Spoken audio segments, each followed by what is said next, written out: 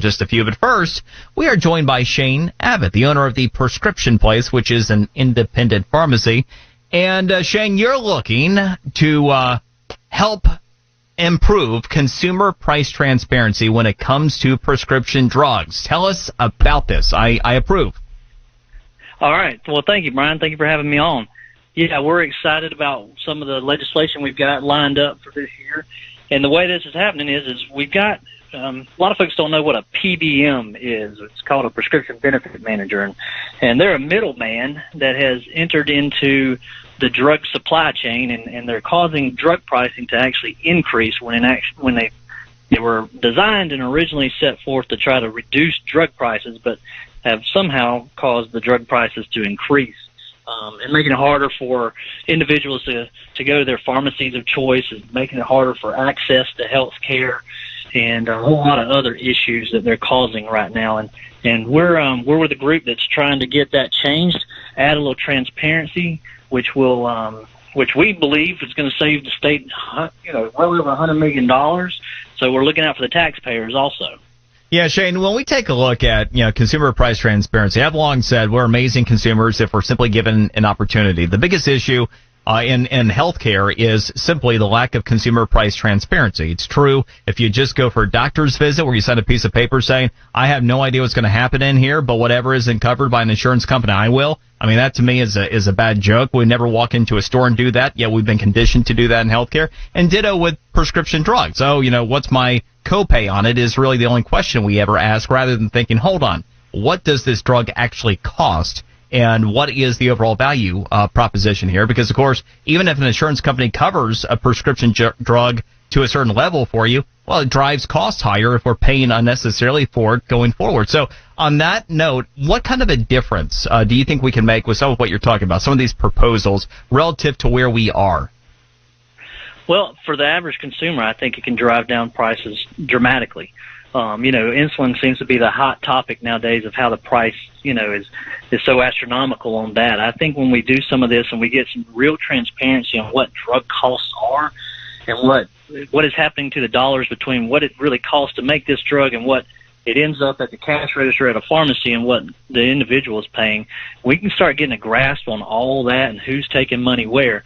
Now we can start making some better decisions in healthcare and really start decreasing costs. In the pharmacy world right now, the prescription drug pricing is just a huge maze to complicate everything and make it even more confusing, so you can't figure out who's making the money right now, and is it the drug manufacturer, is it the middleman, and is it the pharmacy? And right now it's the middlemen that are actually making anything. The sad part about that is we're when PBM started, they were not in the Fortune 50. Now they're all in the Fortune 15. So you can tell right off the bat that they're making a crap load of money here. And the problem is it's not getting passed on to the consumer. So when you get to that cash register and you're paying that $50 and you're wondering, well, why is that $50? Well, there's a good part of that that's probably getting consumed by a middleman that you never see, you never hear from, and really, truthfully, doesn't give you any health care benefits at all. So that's the sad part, and that's why we're looking for a lot of this transparency. A lot of us that are doing this already have found the transparency, and that's why we're bringing some of these bills forward. Now, it's good stuff, Shane. So for Empower Patients, tell us how we can get more information and how we might be able to positively influence an outcome here. Well, I'm glad you asked. So we've got a couple of bills that we've got coming up, especially the Medicaid Pharmacy Benefit Savings Bill. Senator Anna Maria Rodriguez, Senate Bill 1306, and then Representative Randy Fine in the House has got the House bill, and that's House Bill 1043. Individuals need to get involved politically. Call your politicians and tell them, listen, we're tired of what's going on in the drug industry and the pharmacy industry, and we want some transparency, and we want somebody to hold these people accountable. We want to know where, one, our tax dollars are being spent, and I want to know what it is I'm paying for and why is it so much.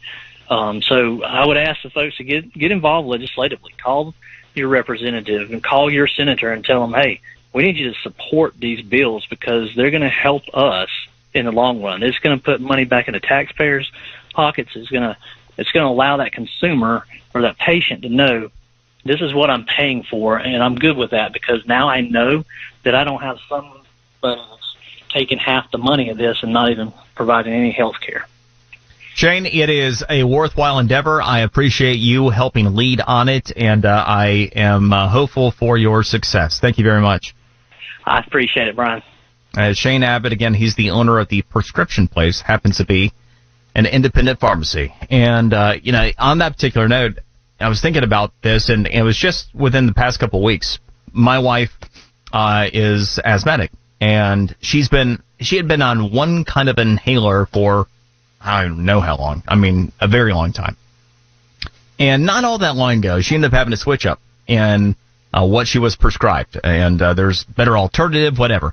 She had been used to going to the exact same pharmacy for over a decade.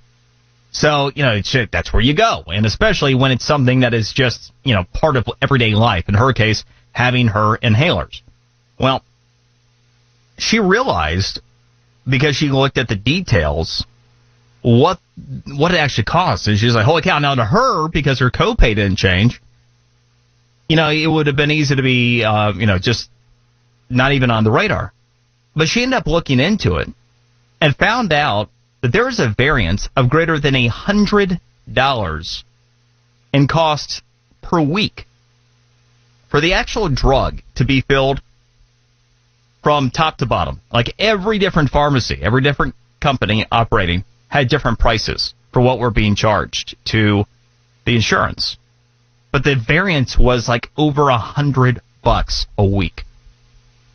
And what happens, again, if you just go, well, convenience, I'm comfortable with this, the insurance company's paying for it, that is a real short-term mindset to take. It's a real, and I don't mean to be insulting, but I'm going to be insulting because this kind of crap we got to stop. Stupid. Why? Because, yeah, you might only be paying that copay today. How much is your insurance cost going to be next year? What happens when insurance ends up paying more money than is necessary? Do you end up paying more? Heck yeah, you do. So that's where we have to also accept some responsibility. In the meantime, just figuring out, hey, what does this drug actually cost? And what does it cost at various pharmacies? That's a good place to start. What Shane's talking about, to mandate that level of transparency.